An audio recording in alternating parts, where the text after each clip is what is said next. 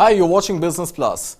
A day after SkyMet predicted below normal rainfall for 2023 on account of El Nino conditions, the Indian Meteorological Department has said that it expects the country to have a normal monsoon this year. The monsoon season, which typically runs from June to September, is responsible for about 70% of India's annual rainfall, providing the water necessary for irrigation, especially to the Kharif crop that gets sowed for the summer season. The nation's official forecaster said that rainfall is likely to be 96% of the long period average or LPA with an error margin of 5%. India defines average or normal rainfall as between 96% and 104% on a 50-year average, which is 88 centimeters for the 4-month season beginning June. IMD expects normal to below normal rainfall in some areas of northwest, parts of west central India and some pockets of northeast India as well. SkyMet, on the other hand, forecasted rainfall to be 94% of the LPA this monsoon as, and I quote, the likelihood of El Nino is increasing and is probably of it becoming a dominant category during the monsoon, and this is growing at large.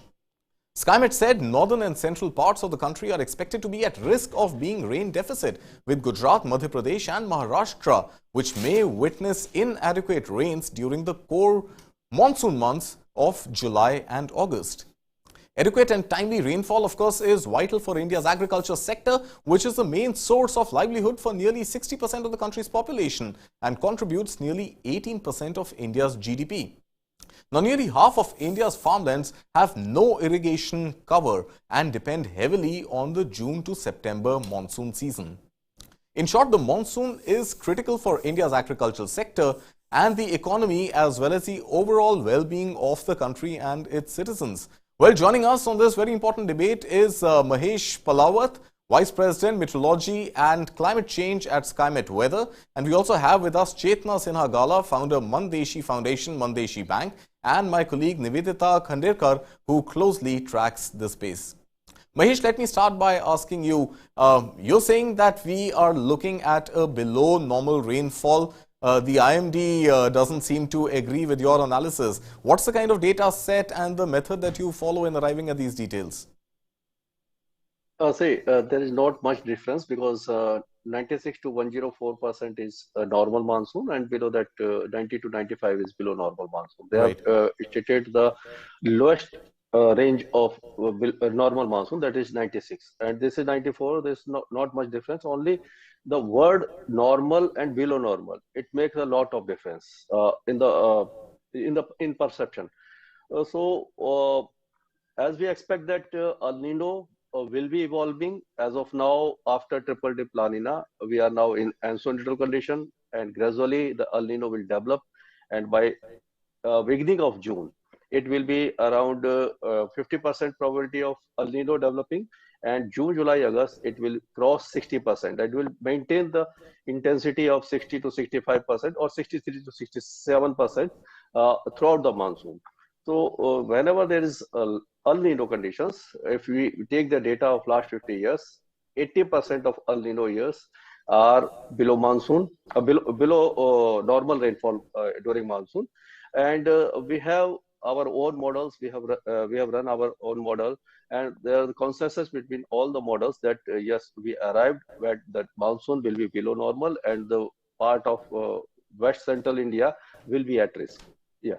Okay, Nivedita, help me understand, we talk about normal monsoon and we talk about below normal and normal monsoon. So in the larger context, how is it that, apart from sentiment, does this reflect overall for the climate? And with El Nino becoming more of a reality, what do you make of the data coming your way? Are we really going to be drought hit if it is beyond just sentiment of the lexical difference between normal and below normal? No. IMD has not forecasted any drought conditions as yet. Okay. IMD has definitely said El Nino impact would be felt, but that they are saying would be felt in the second half of the monsoon. Okay. So there's a difference between what Mahesh has said and what IMD is saying. So just explain to our viewers, what is this El Nino pattern? What is the El Nino phenomena? How does it pan out? El Nino is basically a temperature difference in the Western Pacific thing, and it's like a technical thing basically. Okay. For a common man, we can just simply explain that this is a temperature difference affecting Indian monsoon. That temperature difference happens in the sea, ocean as in, far away from us, but it has an impact on India's monsoon. And IMD has given us data. He said 80%, but they are saying 60-40. So Right. there are 40% of the years that impact of El Nino was when they had when India had more or above normal rainfall. Okay. 60% was when it had some adverse impact or normal, almost normal thing. Okay. So, Mahesh, let me come back to you. In an El Nino-like situation, what is it that one should expect? Even if one were to go by your estimates of a below normal rainfall, what should the country expect in an El Nino pattern?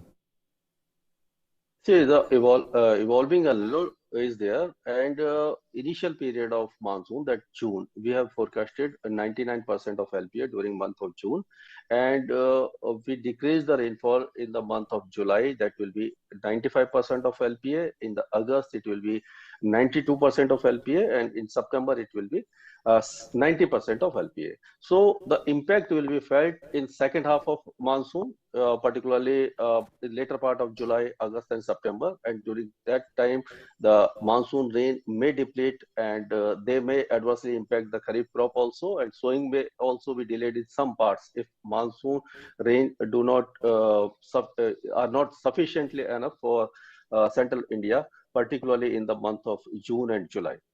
Okay, so let me bring in Chetna Sinha Gala into this discussion.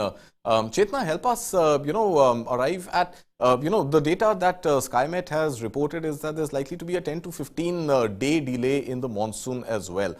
Specifically, these 10-15 days, what kind of an impact are they going to have on the farmer community who's so dependent on the monsoon in the Kharif sowing season?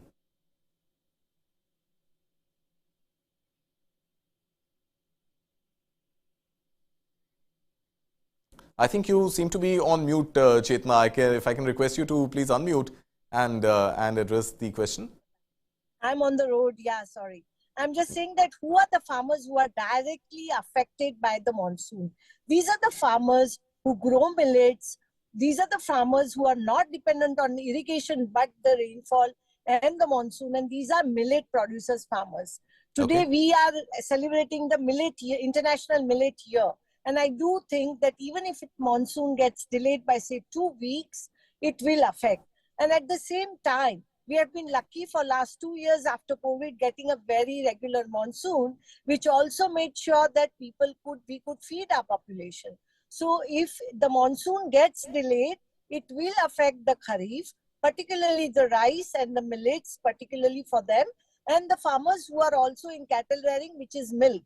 But I would say that if we get monsoon in time and at least little bit of for sowing seeds, farmers will be able to sow the seeds. And I do expect that the millets and the rice farmers are going to, will not be affected even if we get a time, proper rainfall and time, and so that they can sow the seeds. I think those are very important in the primary stage of the monsoon, in the beginning of the monsoon.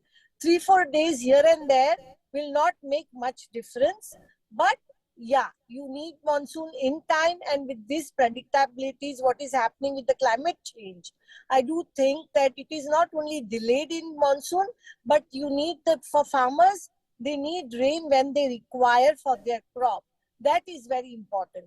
So I do see that if it is say 96% or 98%, that does not make much difference. But at the time when it is required is very important.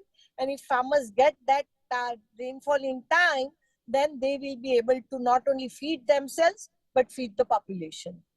Okay, so stay with us, Chetna, and I'll take a slightly broader macroeconomic question also. I'll ask that of you. How does this sort of, pan out, this delay of about 2 weeks, and considering we are in an El Nino situation, how does this pan out for overall inflation in the country? So if it gets delayed, you know that actually this whole stock becomes an important part, and then there is also a bit nervousness also creates. So then it is going to create the price rise if it gets delayed. So we have to be very careful about that. But at the same time, I would just like to say that country has stock, right? Because we do have a lot of stocks in Yeah. our FCIs, Food Corporation of India. So if that gets delayed, then governments will have to think about that, number one. Second, the PDS system will have to be very efficient.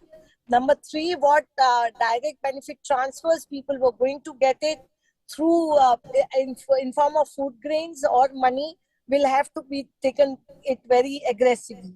So these are the main areas one should think of about that if the monsoon gets delayed. Okay. You also mentioned that the dairy sector is likely to get impacted. What is the correlation between the dairy sector and below normal monsoon? See, the dairy sector, because generally if monsoon is not in time, what happens is that the farmers have their animals and they need to feed their animals with the grass, with the maize, with the corn, and also the cattle feed. Now, cattle feed is very expensive. So generally farmers, if the rains are in time, then they manage to grow the fodder, which is so important for the farmers who are in dairy. And if they get the fodder, then they'll be able to sell the milk. And now because dairy sector has become so important is because it maintains the cash flows of farmers. When farmers are doing agriculture, they get money at the harvest, but dairy maintains the cash flow. They need to feed their children, they need to get the medicines for their children, and they need to send their children to school. So for all those things, particularly in June, the schools are starting, they would require books and all. So those things are affected, and it becomes very important that dairy sector should not be get affected because of the monsoon. Otherwise, it would get. Okay. You, of course, through your foundation, the Mandeshi Foundation, you work very closely with the farming community, Chetna. So, what's the kind of credit offtake that you see in years that the monsoon is below normal, and what kind of a long-term impact does that have on the farmer community?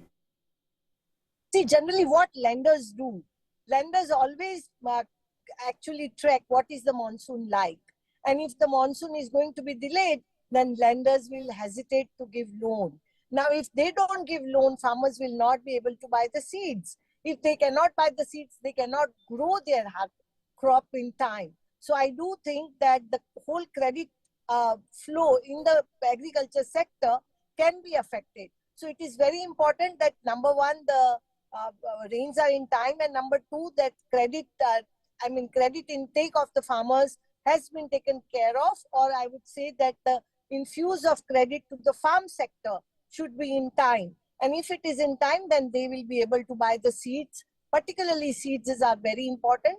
And so lenders are going to check. And if lenders see that, if you are talking about that there is a possibility of initial delay in the rainfall, they will hesitate. And I would say that actually farmers are very smart. Even if there is a delay, they will be able to. We have seen the droughts. It's not that India has not seen the droughts. We have seen the severe droughts, but farmers have come out from it.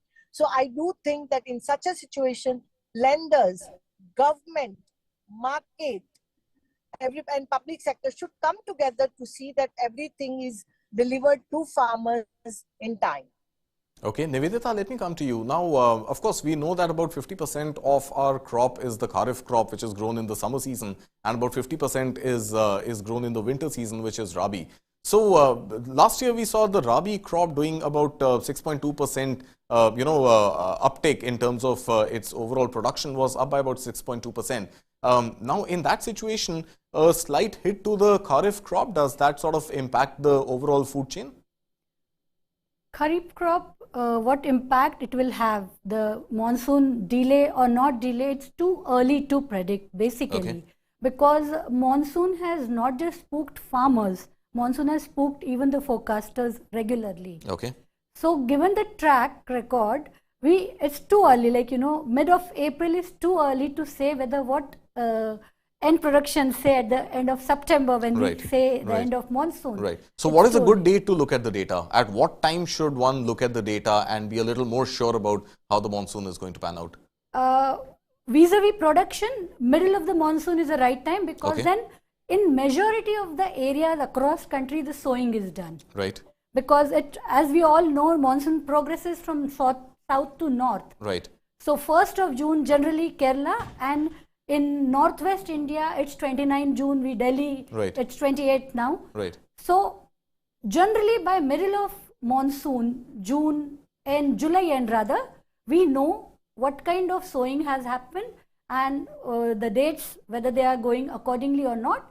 And then that gives us a rough idea what kind of output we are expecting. Okay. Mahesh, if I can bring you into this discussion, when is the last time that we saw a 94% below normal LPA? That I don't remember, but I think we have you have misquoted the SkyMet that we have not predicted the delayed in onset of monsoon. Okay. Because in month of June we expect 90%, 99% of LPA. So June Okay. rainfall will be good. So there is no question of delay in onset of monsoon, and we have not predicted it.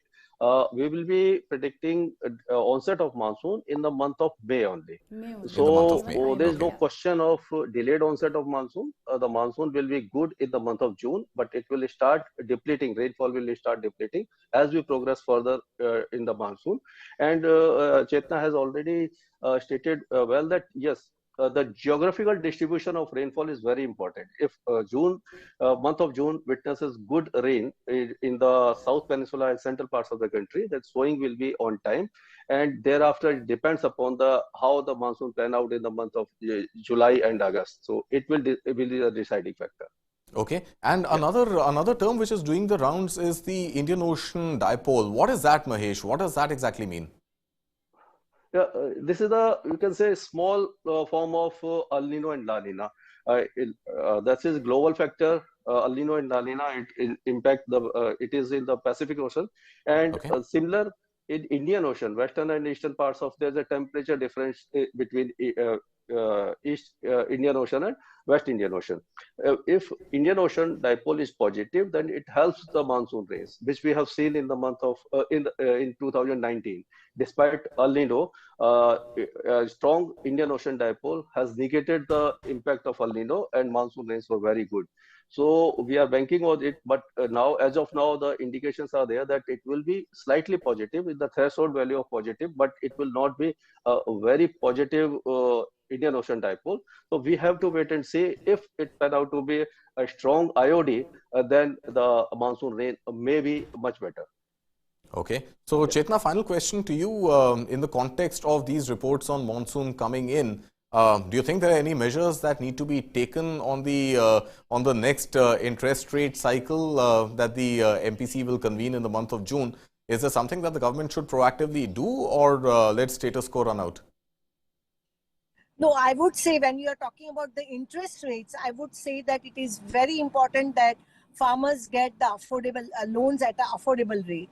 And Okay. it is also because, I mean, generally what happens is that when farmers... So you're talking about a rate cut in the next time, MPC? Are you talking about a rate cut in the next MPC? Would that be something that Yes. you would want to stand for? But then how does that manage the inflation which is set to rise on account of agriculture output?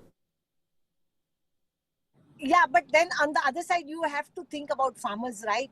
If Okay. the farmers get everything in time and at an affordable rate, then the production is going to increase. And if the production gets increased, then you can deal the inflation also in a much efficient way. So I do feel that one has to think about the policies which are farmers friendly, agriculture friendly, because then and then only we'll be able to get the stock, get to feed the population. Now, as far as because if you don't take these market-based measures, then when there is a problem, then we end up giving some doles or subsidies to farmers. It is very important that how we can provide the market-based solutions to farmers. And at present, farmers are paying high rate of interest because if they don't get loans in time, then they actually go for money lender. So the most important part is that number one, interest rate, but the most important is give them credit in time. That is very important. All right, Chetna Sinha Galap, Mahesh Palawat, and of course my colleague Nivedita joining us there. Thank you so much, ladies and Mahesh, for joining us.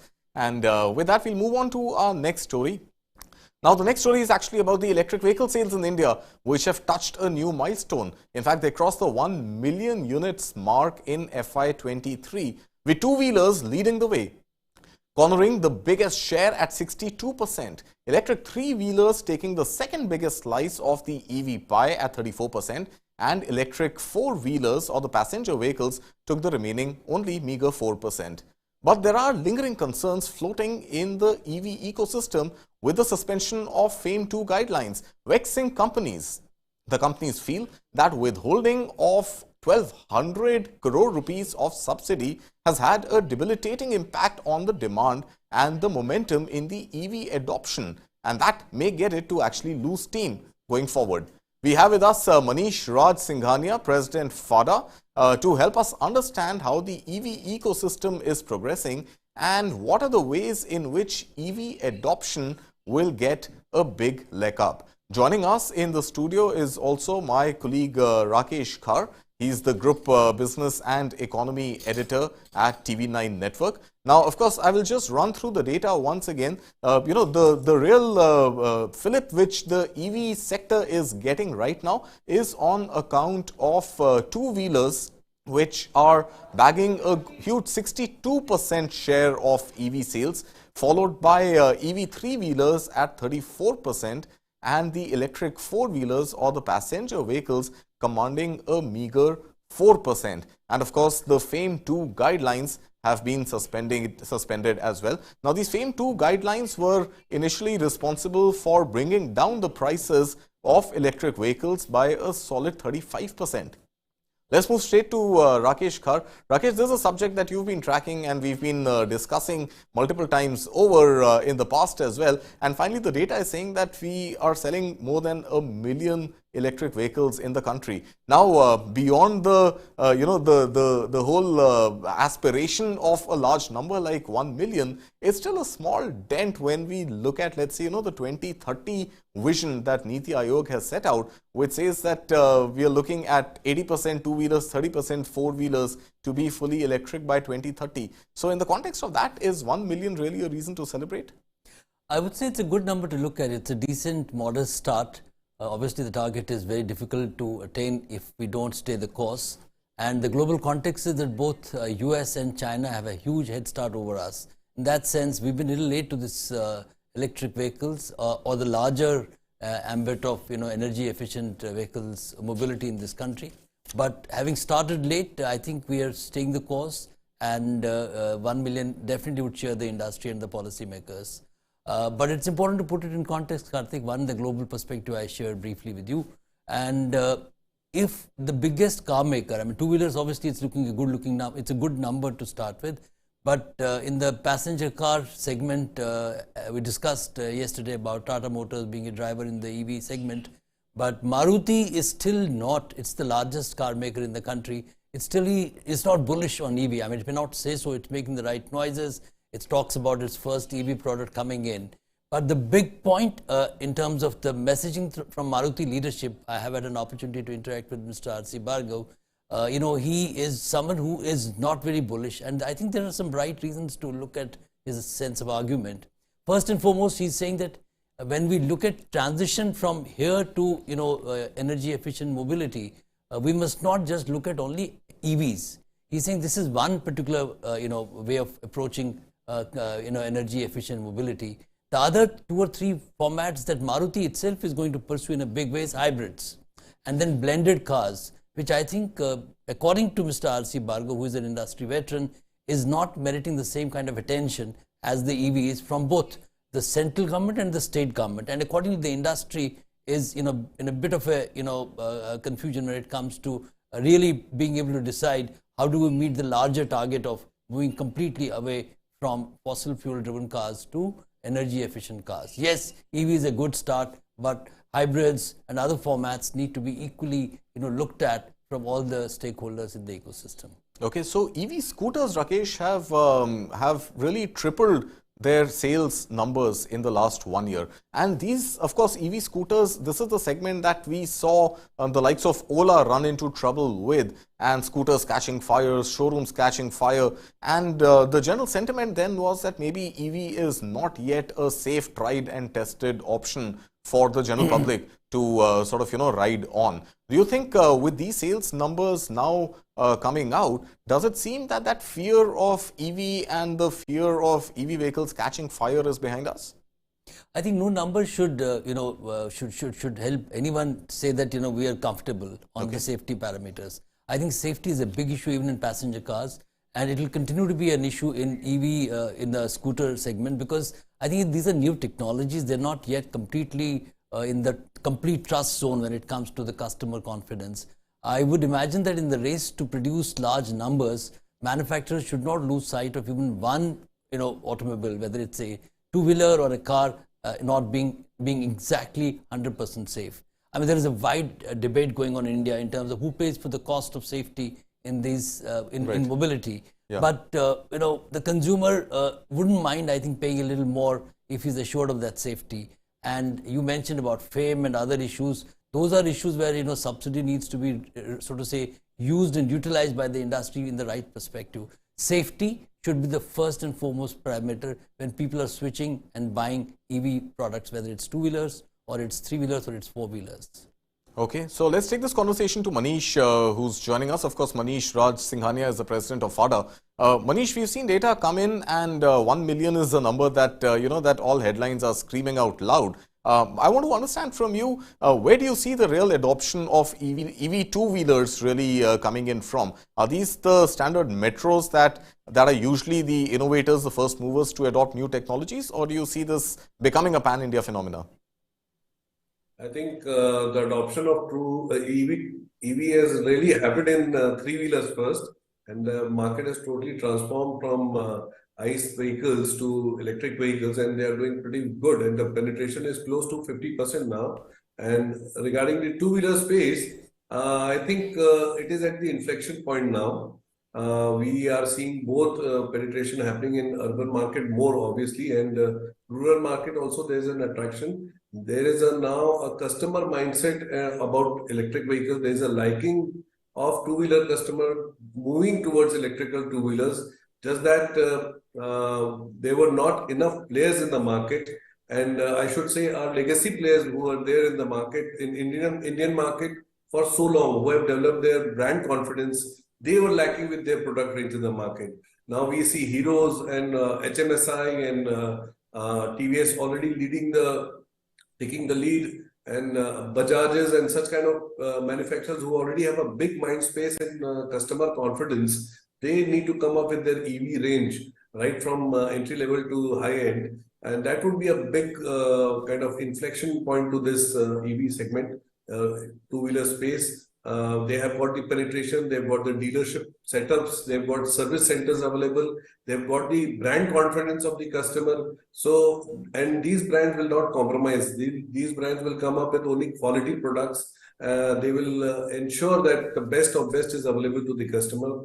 So, too much at stake to take any kind of risk. And we need to deliver a safe quality product to the customers. And I think all these legacy players coming into the fray this year with their own range of products that can really bring about a sea change in electric two-wheeler space. Okay, so stay with us, Manish, and help us also understand, the penetration of four-wheelers, which of course has got only seasoned players, though the number is few, and Maruti has still not entered that segment. But the four-wheeler EV penetration has come from the big brands, but we've seen only about 4% adoption out of the total number of EVs sold in the last 1 year. Why is it that the first movers are not really adopting at scale the EV four-wheeler revolution yet? So I would slightly correct you. I think the penetration in PV space is hardly 1.3 or 4%. No, I'm saying 4% of the 1 million units which have been sold. Of the 1 million units sold in the last 1 year, I think the number that has come out is 4%. Right. I was talking about the total ICE penetration. Of course, that is much smaller. EV penetration in the four-wheeler space. Yeah. So, yeah, definitely here also, I mean, the story really goes about the lack of model presence, of lack of models in this space, and whatever models are there, they are pretty costly. And this segment is very What time is sensitive. Rahul This segment is, range driven. We are not talking about intercity. We are talking about intracity now. And this customer needs that confidence, and that if he or she travels out of the city with this vehicle, he or should the vehicle would be attended with a proper charging station, which the customer right now is very apprehensive about. That range anxiety is really built in in the customer mindset. And we hardly have 2-3 players in EV space, and we do have some players, but they are at a very costly range. They are not at affordable pricing. And what this segment really needs is, if you compare to a similar car in a ICE engine, it is almost costing EV is costing almost double. And we need more players coming in for PV space and electric. And I think with more models and more affordable models, though the lithium prices have been coming down, but it is still not very substantially comfortable and affordable to Indian customers. Please understand, automobile mobility is about, it's still a necessity in India. And we cannot treat it as a luxury. We don't have very robust public transport systems, and it's a necessity in India, and we need to have affordable vehicles for these Indian consumers. So I think OEMs need to invest very heavily in this space and bring out newer models and newer attractions to the customer with good range and good charging infrastructure also.